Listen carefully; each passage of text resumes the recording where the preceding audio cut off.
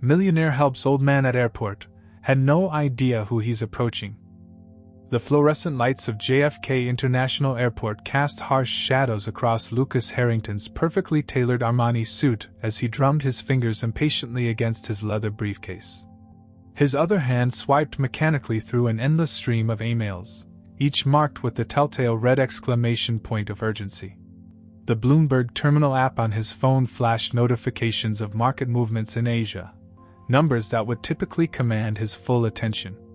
But today, something kept pulling his focus away from the screen. It was the sound of frustrated muttering coming from his left, punctuated by occasional sighs that seemed to carry the weight of decades. Lucas tried to ignore it, just as he ignored most distractions that didn't directly impact his bottom line. He was good at that. It was how he'd built his hedge fund from nothing to managing billions in just 15 years. Focus.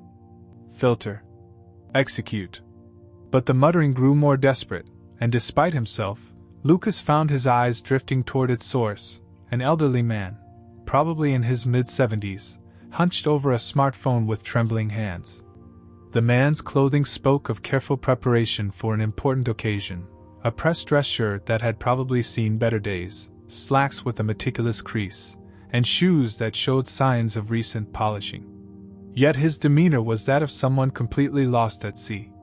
"Come on, come on," the old man whispered, his finger jabbing repeatedly at the screen with increasing frustration.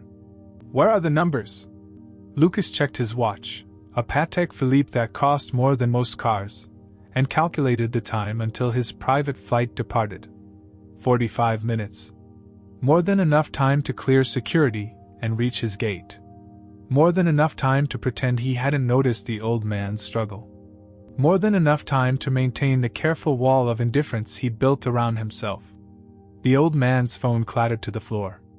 "Damn thing," he muttered, struggling to bend down with stiff joints. "In my day, phones stayed where you put them and did what they were supposed to do." Before Lucas could stop himself, he was already reaching down to retrieve the device. A basic Android smartphone that had seen better days. The screen was cracked in one corner, and a cheap rubber case barely clung to its edges. "Here," Lucas said, his voice carrying the clipped tone he usually reserved for junior analysts who'd made obvious mistakes in their models. He held out the phone, intending to complete this momentary act of charity, and return to his emails. But the old man's eyes, when they met his, stopped him cold.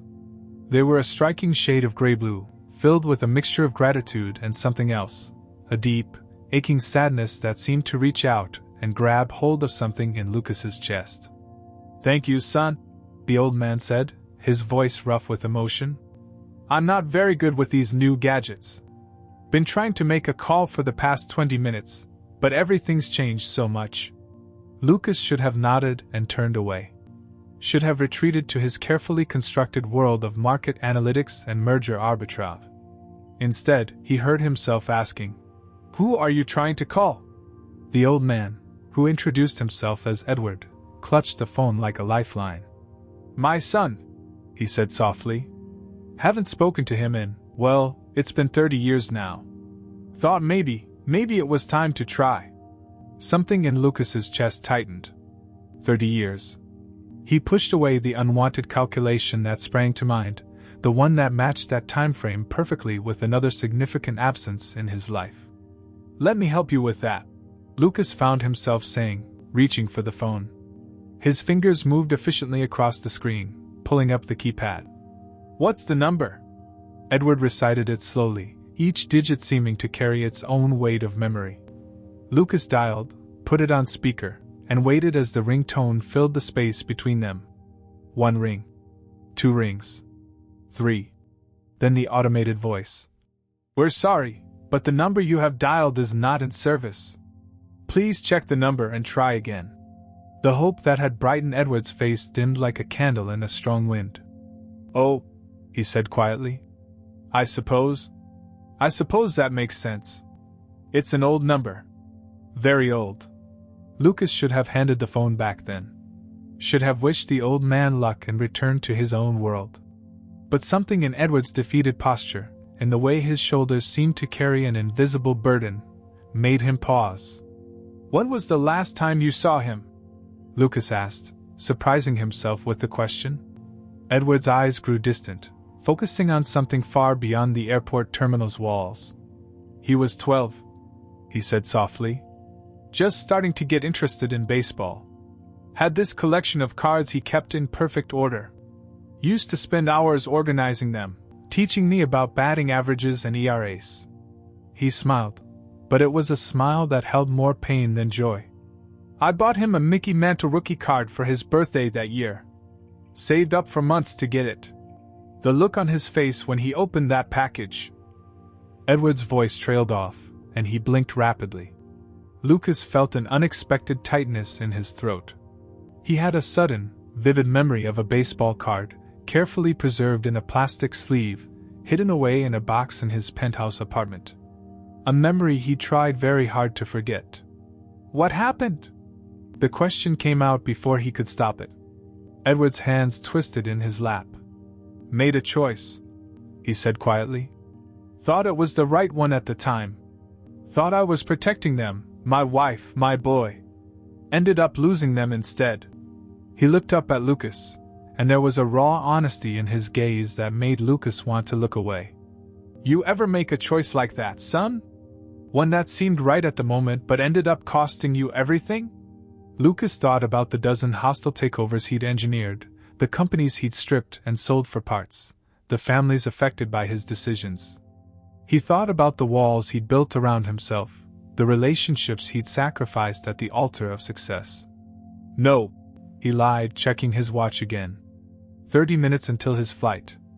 I always make sure my choices work out in my favor. Edward nodded slowly, a knowing look in his eyes that suggested he saw right through the lie. That's good, he said softly. That's real good. He paused, then added, My boy would be about your age now. Wonder sometimes what he grew up to be. Whether he's happy. Whether he ever... Edward's voice caught. Whether he ever thinks about his old man. Lucas felt something crack in his carefully maintained facade. He opened his mouth to respond, though he had no idea what he was going to say.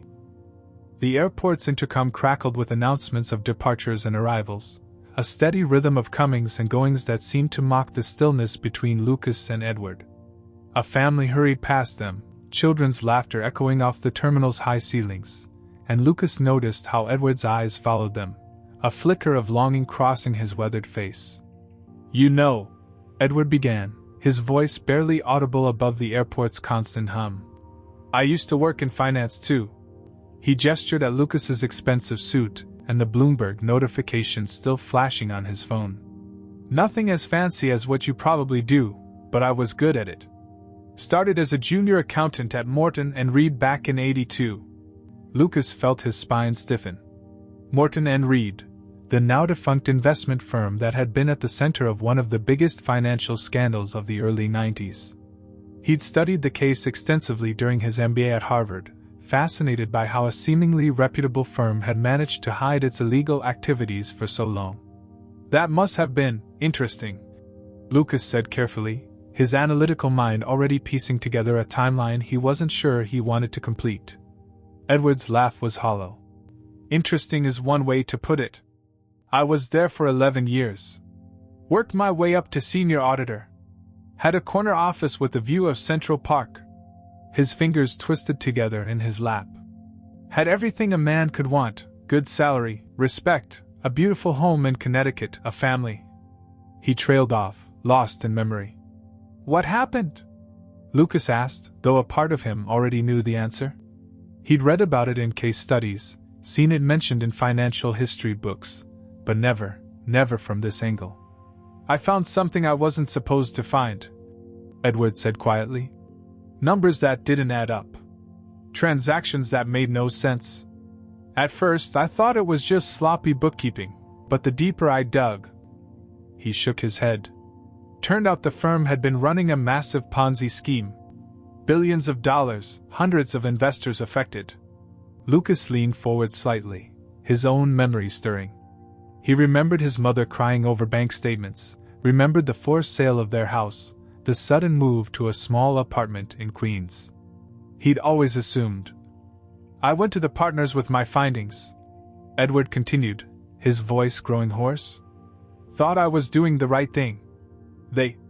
He swallowed hard. They gave me a choice. Take a substantial payoff and disappear, or they'd make sure I'd never work in finance again. Said they had evidence, fabricated, of course, that I'd been involved from the beginning. Said they'd make sure my family suffered if I didn't cooperate. And you took the money?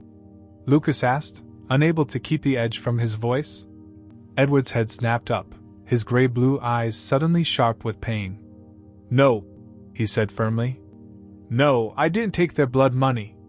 But I did disappear. Had to. They made it clear what would happen if I didn't. He pulled out his wallet, hands trembling slightly, and extracted a yellowed newspaper clipping. 3 days after I left, this happened to another whistleblower at the firm. Lucas took the clipping, his fingers nearly brushing Edward's. The headline read, Financial Executive and Family Die in Suspicious House Fire. The date, March 15, 1993, sent a jolt through his system. 3 days before his father had disappeared. I couldn't risk it, Edward whispered. Couldn't risk them hurting my boy. My Lucas. The name hung in the air between them, heavy with meaning. Lucas felt his world tilting on its axis, decades of carefully constructed assumptions beginning to crumble. Your son's name is Lucas? He asked, his voice carefully neutral despite the thundering of his heart. Edward nodded, reaching into his breast pocket to withdraw a battered leather wallet. Named him after my father, he said softly, unfolding the wallet to reveal a worn photograph. This is the last picture I have of him. Taken at his Little League championship game. He hit the winning run that day. Lucas didn't need to look at the photograph. He remembered that day perfectly, the weight of the bat in his hands, the crack as it connected with the ball, the roar of the crowd. His father's voice rising above all others. That's my boy. That's my Lucas. But he looked anyway, unable to stop himself. There he was, 12 years old, grinning at the camera in his baseball uniform, his father's arm around his shoulders. Both of them beaming, unaware that their world was about to shatter. He lived at 42 Maple Street in Stamford. Edward continued, his voice taking on a dreamy quality. His mother, Sarah, she was a teacher at Roosevelt Elementary. They had this little garden in the backyard where she grew tomatoes. Lucas used to help her tend it every summer. Each detail was like a key turning in a lock Lucas hadn't known existed, opening doors he'd kept sealed for 30 years. The house on Maple Street. His mother's tomato plants. The baseball games. The Mickey Mantle card that still sat in its protective case, hidden away with other memories too painful to face. Why now? Lucas asked, his voice rough. Why after 30 years? Edward's hands clenched in his lap. I'm dying, he said simply. Pancreatic cancer. Doctors gave me 6 months, maybe less. I've spent 3 decades watching from a distance, making sure they were safe, that the firm's threats died with its bankruptcy. Sent anonymous checks when I could, through layers of accounts they couldn't trace. Watched my boy grow up from afar, become successful. A tear rolled down his weathered cheek. But I couldn't. I couldn't die without trying to explain. Without seeing him one last time. Lucas felt the walls he'd built around his heart beginning to crack. For 30 years, he'd nursed his hatred of the father who'd abandoned them, used it as fuel to drive himself to success. He told himself that if he became powerful enough, rich enough, no one would ever be able to hurt him again. But now, looking at the broken man beside him, he began to understand that sometimes the deepest wounds came not from hatred, but from love. Lucas stood abruptly, his expensive leather shoes squeaking against the polished airport floor. The movement was so sudden that several nearby travelers turned to look, but he barely noticed them. Blood rushed in his ears, drowning out the airport announcements and the steady hum of conversation around them.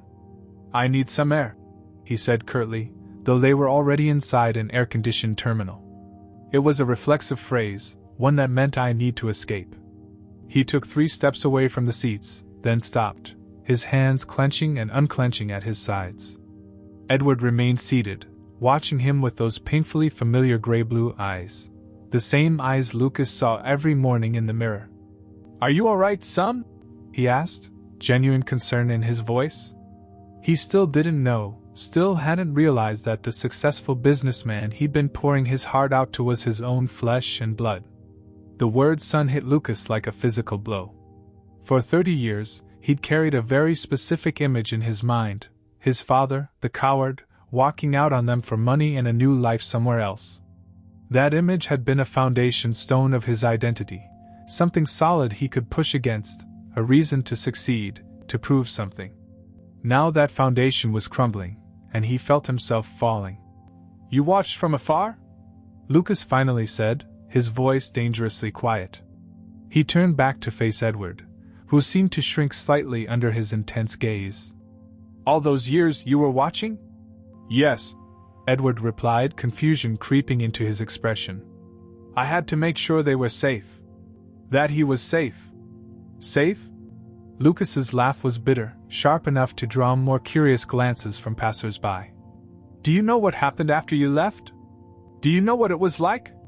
Edward's brow furrowed, the first hint of recognition flickering across his face. I tried to help. The anonymous checks. Mom wouldn't cash them." Lucas cut him off. "She was too proud, too hurt. She worked 3 jobs instead. Do you know what it's like to watch your mother cry herself to sleep every night?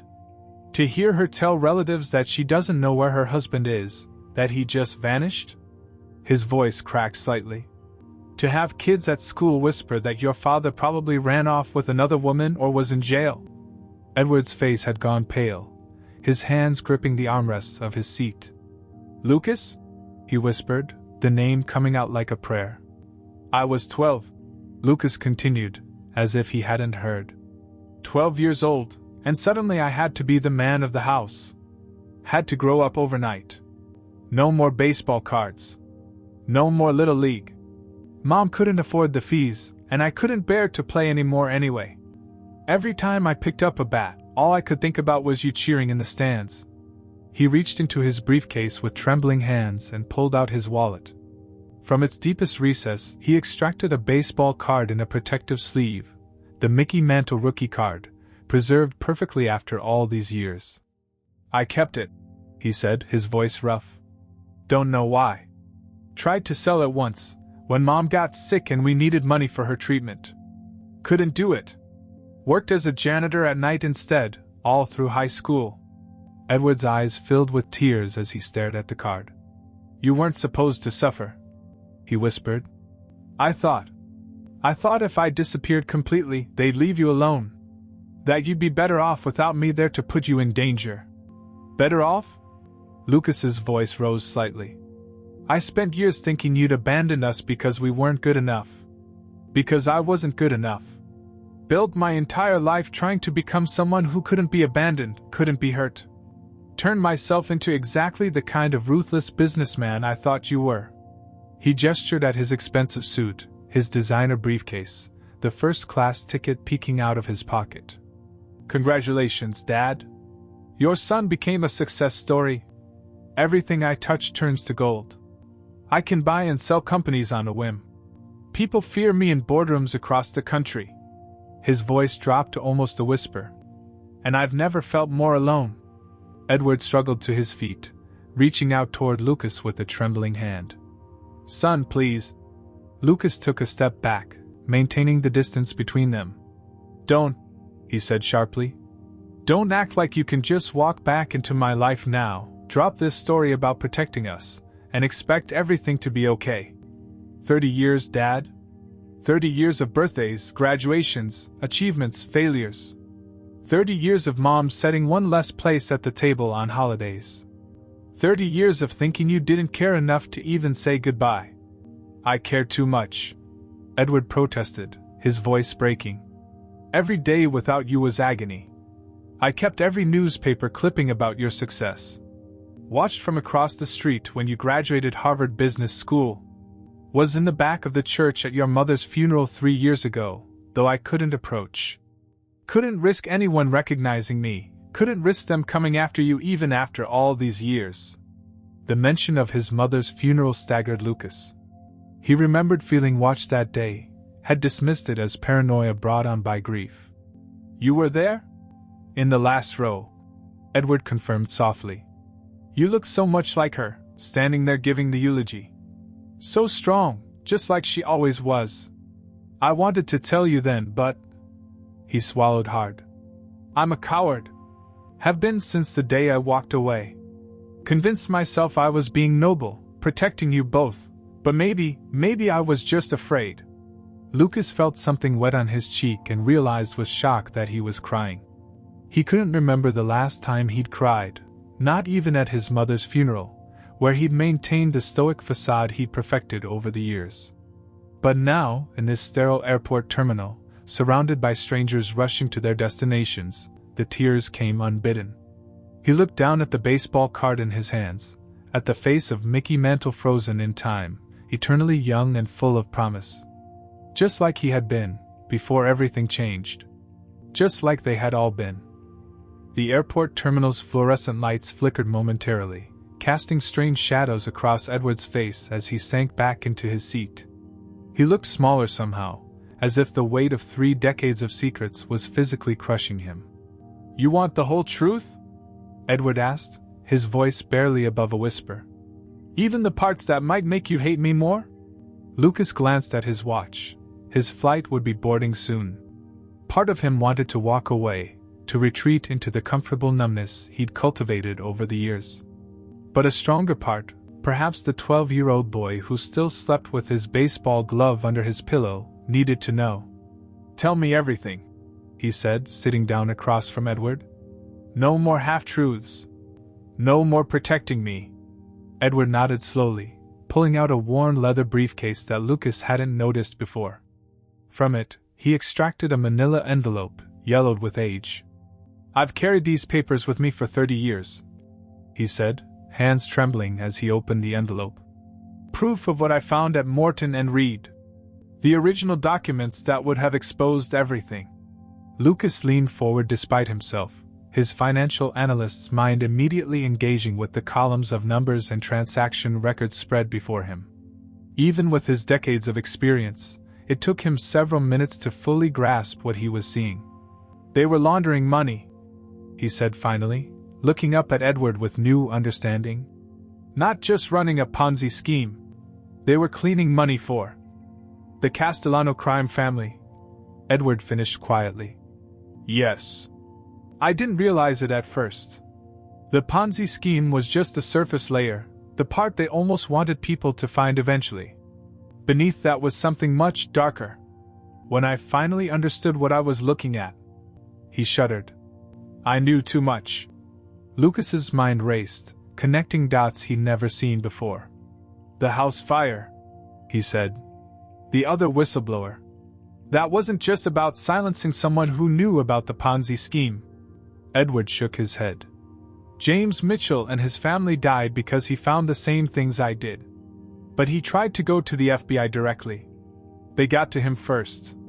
He pulled out another newspaper clipping, this one showing a crime scene photo of a burned-out house. "I was supposed to meet with him that morning. He was going to help me gather more evidence. When I saw this..." His voice broke.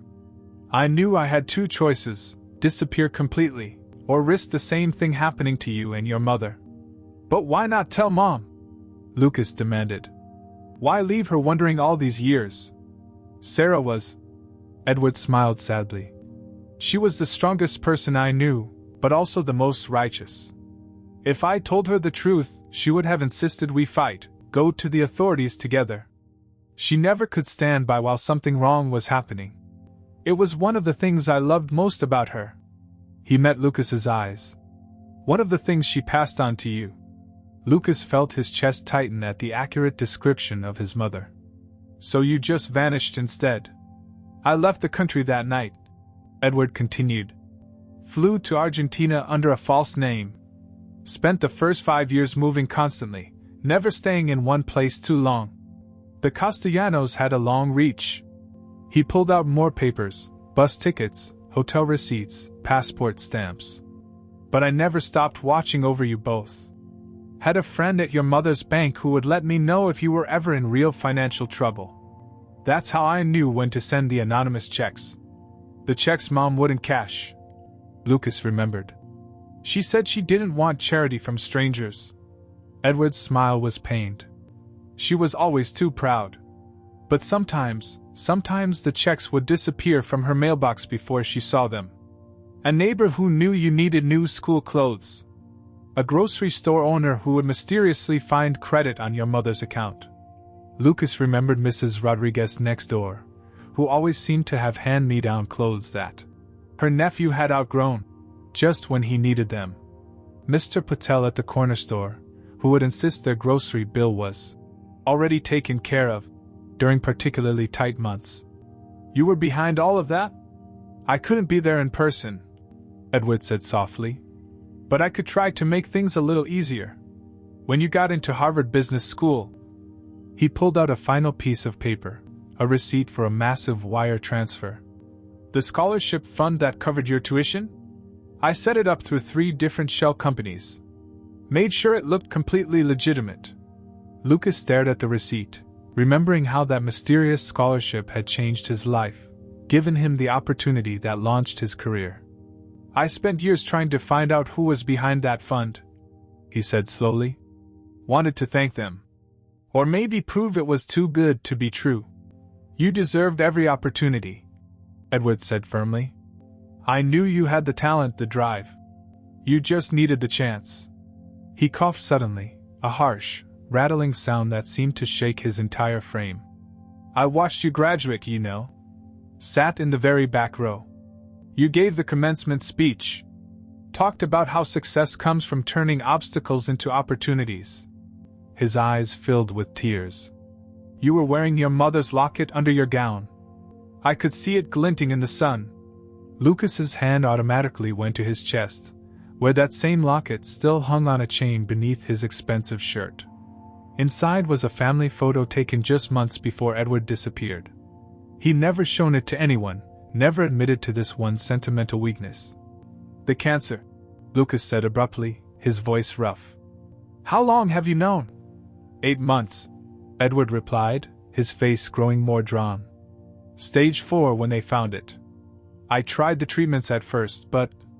He gestured at himself ruefully. Some things even money can't fix. The doctors gave me 6 months. That was 2 months ago. And that's why you're here now? Because time is running out? Partly, Edward admitted. But also because the last of the old guard at Morton and Reed died last month. Marco Castellano himself passed away in prison last year. The statute of limitations on the financial crimes ran out decades ago. For the first time in 30 years, I thought maybe it was finally safe to tell the truth. Flight 2317 to Los Angeles, now boarding first-class passengers at Gate C4. The announcement cut through their conversation like a knife, forcing Lucas to confront the immediate choice before him. His laptop bag sat at his feet, his first-class ticket burning a hole in his pocket. In Los Angeles, a multi-billion-dollar merger awaited his attention. People were counting on him. The ruthless businessman he'd become wouldn't think twice about this decision. That's my flight, he said, his voice hollow. Edward nodded, resignation settling over his features like an old, familiar coat. Of course, he said softly. You have a life to get back to. I understand. He began gathering the scattered documents with trembling hands, trying to stuff them back into the manila envelope. Lucas stood mechanically, his body operating on autopilot. He'd walked away from countless difficult situations in his career, fired thousands of employees during hostile takeovers, closed factories that supported entire towns, broken up companies that had operated for generations. He'd learned to shut off his emotions, to focus only on the bottom line. It was what made him successful. It was what made him feared. He took 3 steps toward the gate, his expensive shoes clicking against the terminal floor. A memory hit him with unexpected force, his 12th birthday, just weeks before everything fell apart. His father had taken a rare day off work to take him to a Yankees game. They'd sat in the nosebleed section because that's what they could afford, but Lucas hadn't cared. Edward had bought him a hot dog and taught him how to keep score in the program, explaining each notation with infinite patience. Another step toward the gate. He remembered the night terrors he'd had after his father disappeared. How he'd wake up screaming, convinced that bad men had taken his dad away. His mother would hold him, tears in her eyes, unable to explain why Daddy wasn't coming home. Eventually, the nightmares had stopped. He trained himself not to feel, not to need, not to trust. 2 more steps. The baseball card was still in his hand, Mickey Mantle's face staring up at him. He remembered the day he'd received it, how his father had been more excited than he was, explaining the card's history, its significance. "This isn't just a baseball card, Lucas," he'd said. "It's a piece of history. Something precious that needs to be protected and preserved. Like family," he realized now. Like truth. Like love. Behind him, he heard Edward cough again, that same rattling sound that spoke of time running out. Lucas closed his eyes, his grip tightening on his briefcase handle. In his mind, he saw spreadsheets, profit margins, board meetings. The empire he built on the foundation of his pain. Then he saw his mother in her final days, holding his hand in the hospital.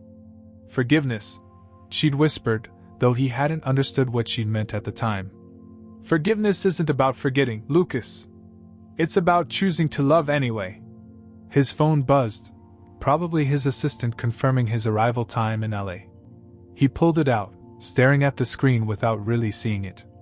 Instead, he saw himself at 12, waiting by the window every night for months after his father left, believing that today would be the day he'd come home. Saw himself at 18, throwing himself into his studies because books couldn't abandon you. Saw himself at 25, closing his first major deal, celebrating alone in his penthouse apartment with a bottle of scotch that cost more than his mother's monthly rent. Final boarding call for Flight 2317 to Los Angeles.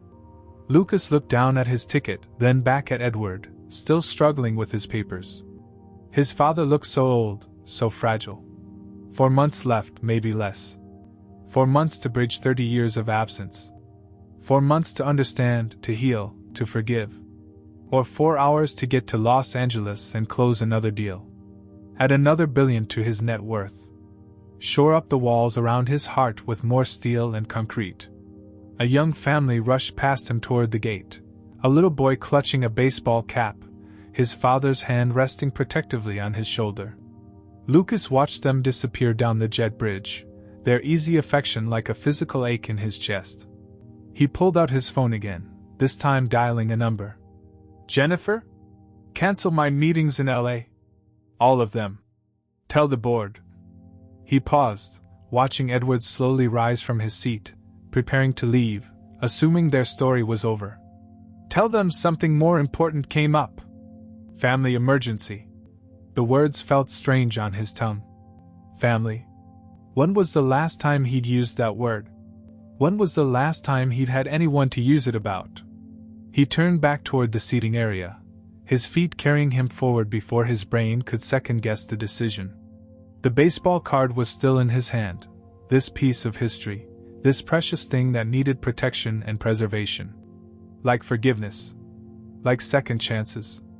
Like the final months of a father's life. Edward had his back turned, shoulders slumped in defeat as he prepared to walk away. Just as he had 30 years ago, but for very different reasons. This time, Lucas had the power to stop him. "Dad?" The word hung in the air between them, different from when Lucas had said it before. No longer accusatory or bitter, but tentative, like a bridge being tested for the first time. Edward turned slowly, his eyes wide with disbelief, as if he couldn't quite trust what he'd heard. "You missed my Harvard graduation speech," Lucas said, taking a step forward. "Would you like to hear it now?" Edward's hands trembled as he gripped his worn briefcase. You're not leaving?" "No," Lucas replied, surprising himself with how firm his voice sounded. "I'm not leaving. And neither are you. Not this time." He gestured to the seats they'd occupied earlier. "Sit with me? There's a coffee shop around the corner. I think I think we both could use something stronger than airport water."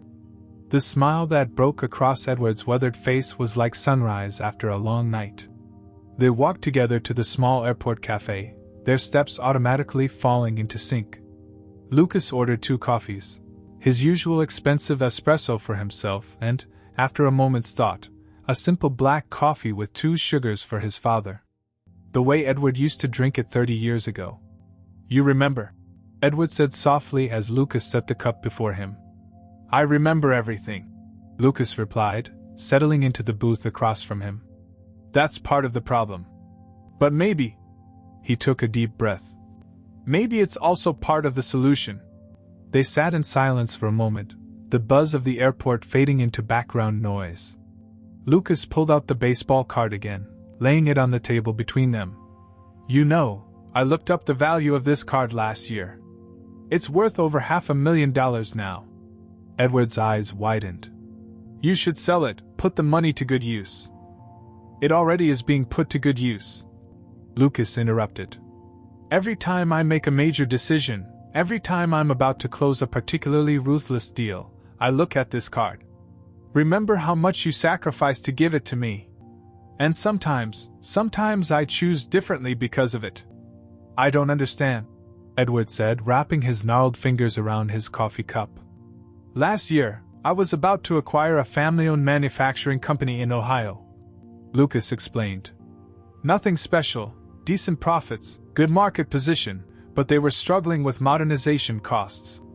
Could have stripped it for parts, made a quick $100 million. He took a sip of his espresso. "Instead, I remembered this card. Remembered how you saved for months to buy it for me. So I structured a different kind of deal. Kept the family in charge, provided capital for upgrades. They're doing better than ever now." Tears welled in Edward's eyes. "You became a better man than I ever was." "No," Lucas said firmly. "I became exactly the man you taught me to be, in the 11 years I had you, and in the 30 years I didn't. Every anonymous check you sent, every secret act of kindness through Mrs. Rodriguez or Mr. Patel, every shadow of protection you cast over us, they all taught me something. I just didn't know it was you teaching me." Edward's hand shook as he reached across the table, hesitating just short of touching Lucas's arm. This time, Lucas didn't pull away. The moment his father's fingers gripped his sleeve, something broke loose in his chest, a dam of emotion he'd held back for 3 decades. "I have a house in Connecticut," Lucas said suddenly. "Not far from our old neighborhood, actually. Too big for one person. Has a garden. Mom would have loved it." He met his father's gaze. "The guest house has a good view of the sunrise. Private entrance. Full-time medical staff on call." Edward's breath caught. "Lucas, you don't have to." "For months," Lucas cut him off. "Maybe less. You spent 30 years protecting me from a distance. Let me spend these last months protecting you up close." He pulled out his phone. "I'm calling my driver. He can take us there now, if you want. Unless..." He glanced at his father's shabby briefcase. "You have somewhere else to be?" Edward shook his head, tears flowing freely now. "No, son. Nowhere else. Not ever again." Lucas nodded, then hesitated. "I have one condition," he said, his voice growing serious. "Anything," Edward whispered. "Tell me everything. Not just about Morton and Reed and the Castellanos. Tell me about the good years, the ones I might have forgotten. Tell me about how you and Mom met. Tell me about the day I was born. Tell me." His voice cracked slightly. "Tell me all the stories I should have heard growing up." Edward's smile was radiant through his tears. "I've been saving them up for 30 years. Lucas pulled out his wallet and extracted a small, folded photograph, the same one from his mother's locket. He placed it next to the baseball card on the table. "Then let's start at the beginning." As the airport bustled around them, father and son bent their heads together over coffee cups and memories. Outside, planes took off and landed, carrying people to and from their destinations. But here, in this small airport cafe, 2 men who had been traveling for 30 years finally found their way home. Lucas looked at his father's face, really looked at it, seeing beyond the years and the illness to the man who had taught him to keep score at baseball games, who had worked overtime to buy him a precious baseball card, who had sacrificed everything to keep him safe. He saw the love that had never died, the pain that had never faded, and the hope that had brought them both to this terminal on this day. "Dad," he said again, the word feeling more natural now. "Welcome home." And in the reflection of the terminal's windows, as day turned to evening, two shadows merged into one, the past and present finally reconciling, two pieces of a broken story finding their way back together in the end.